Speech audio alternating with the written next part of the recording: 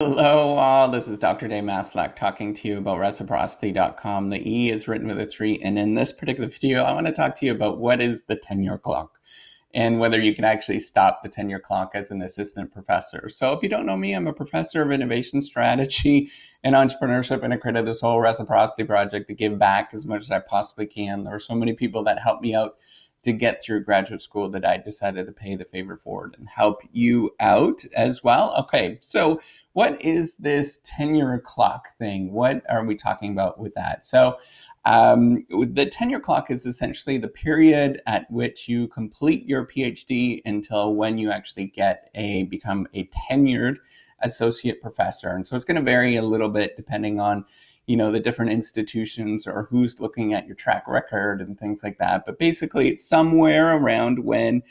So sometimes it's when you start at the institution that they might look at in terms of how much progress or productivity that you've done, or since you've done your PhD. And then what they're going to look back, the sort of tenure committee, what they're going to do at your institution, they're going to look back and they're going to say, is this person productive enough? And so usually it is referring to a countdown timer to when you actually until when you get tenure, right? So it's for somebody that's actually trying to get tenure. So if you don't know, I just recently got tenure, which is really cool at a large institution in the United States. And I'm absolutely privileged to be part of the people that are at the university. I'm not bragging in any sort of way, but I just want to say that I'm absolutely privileged to be part of it. Normally what happens is that there is a small group of people that will meet and they will sort of assess your performance. And so it could vary a lot. So that's why it's a little squishy, right? And what they're looking for is this person on the trajectory. Is this person actually going to become famous sometime in the future, or are they on a great trajectory where they already are kind of famous or they're working their way? And the way that they judge that normally is by looking at the number of publications you have, but it can vary depending on the sort of discipline that you're on or that you're in. Maybe you're in, fine arts, for example. It's going to be really difficult to sort of look at publications, right? But in general, it's, in sort of scientific fields and stuff like that, it's looking at publications, grants and how many grants that you have, different things like that, right? So they're looking at the sort of judging whether you're on the right trajectory, that you're going to become world class, right? So at the sort of tenured stage means that they're just looking at, are you on the trajectory to become world class? And then, when you become full professor, which is later on, that's when you're world class and people know who you are and that you're really recognized, right? And so it's squishy. The definition of what it means to actually get tenure is very squishy depending on the different disciplines that you're in, who is actually on the committee, for example, in your university. So at different universities, if you didn't know this, there's a pecking order. So meaning that there's different sort of standards across different universities in terms of what they're expecting. They're all really rigorous. It's all really tough to get tenure, but some are a lot more tougher than others. And so at the general rule of thumb is somewhere between 5 and 8 years to get tenure. And I'm not don't quote me on that in any sort of way, but it's kind of around there, right? That you're looking at 5 to 8 years from either your PhD or when you start your PhD or when you start your first position that they're looking at in terms of the trajectory that you're on. And the general rule is the more prestigious the university, the longer it's going to take in terms of getting tenure, and it's going to be a lot more difficult, right? So what normally people do is they sort of build up some sort of credibility in the, in academia, and people know who those people are, and you're going to be well recognized. And at that moment, you're tenurable at that university, right? And so here's the thing, though, I really want to point out is there's real no rules in academia, right? So it's very squishy. We might think that there's these hard set rules, but it's all a negotiated process, right? So it's all done by various different people in different committees, and they're all looking and sort of seeing, where it's sort of you rest and where you sort of the dust is settled. And it depends on each individual case. It's really important. And it is all, everybody's unique and different. And that's what you're going to learn in academia if you do this kind of route, that everybody is really unique and different. And it's very difficult to sort of put the standard case together for somebody you are a standard case and you are sort of rocketing to, becoming famous and all that kind of stuff, then yeah, you're on that's going to be easy. But most people, it's not that way. The vast majority of the people, that is kind of a debate on whether somebody deserves tenure or not. So how can you actually stop the tenure clock? What are the best ways to stop the tenure clock? The first way is, and this is all just based on experience, so don't quote me on any of this. Again, it's all just my personal experience. It's just basically like what Dave says, right? Get some sort of postdoc or some sort of transition position, transitory position, where you're not going to be considered for tenure, right? So that's a common way for people to actually sort of extend the tenure clock. So they know that it's going to be really difficult to get on the job market, for example, and the way that it works, right? So to get a job as a professor in any university, they got to look to see, they're going to be asking themselves, is this person going to be tenurable if we bring them on? And if they're not, then you can't get a job. And so what they're going to be looking for, what you can do to build up your track record, to get, more famous, quote unquote, more famous, is to, get more publications. And the way that you do that is you get postdocs. And so sometimes you might see somebody with several postdocs, or they work at a research firm or something like that, where they're just building up their track record. And that's pretty normal in this day and age. In my field, it's becoming more normal. When I first started, it wasn't all that normal to see postdocs, but it's becoming much more common. You start seeing a lot more postdocs being offered. And in more scientific fields, engineering and stuff like that, it's extremely common to see postdocs in all sorts of different fields.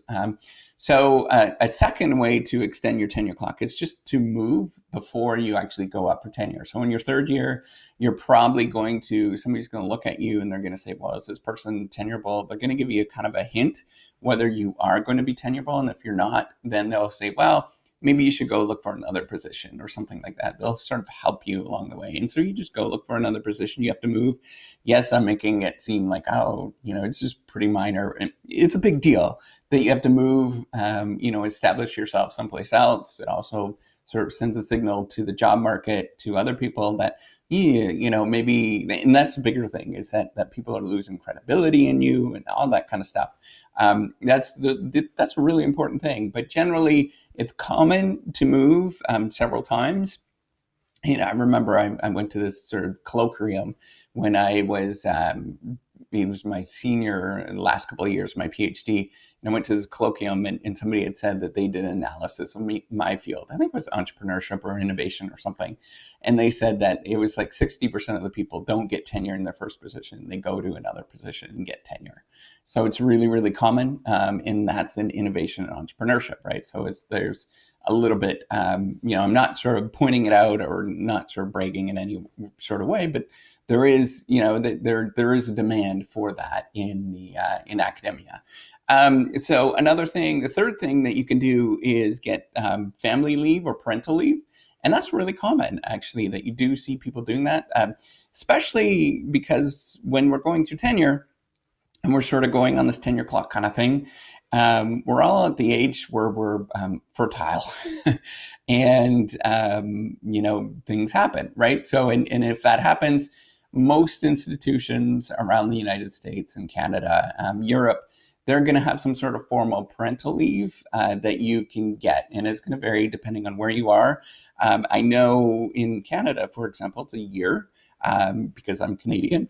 But where I'm in the United States, I think it's a semester, but you can still end up, because it's a semester, you can get it an extra, because if you get it in the spring, for example, then you can get the summer as well, because there's not going to be any courses offered. So that's going to be 8 months that you can get. And so that's kind of a way to think about it in terms of extending your tenure clock, right? And that's a really important thing.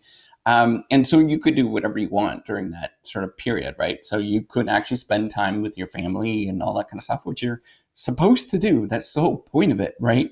And that's what life is all about. So make sure you do spend some time with your family. But there are people, because it's your life, you do what you choose, what you want to do with it. There's lots of people that sort of don't take it as an opportunity to spend time with their family and just kind of do work at home. I've seen that as well. I probably did a little bit of both. I spent some time with my family, but I also did a fair bit of work. and during that period, right? Because you're trying to get tenure. It's really stinking hard to get tenure, and you have to work through all of that kind of stuff. You can't just say, nope, I'm not going to work.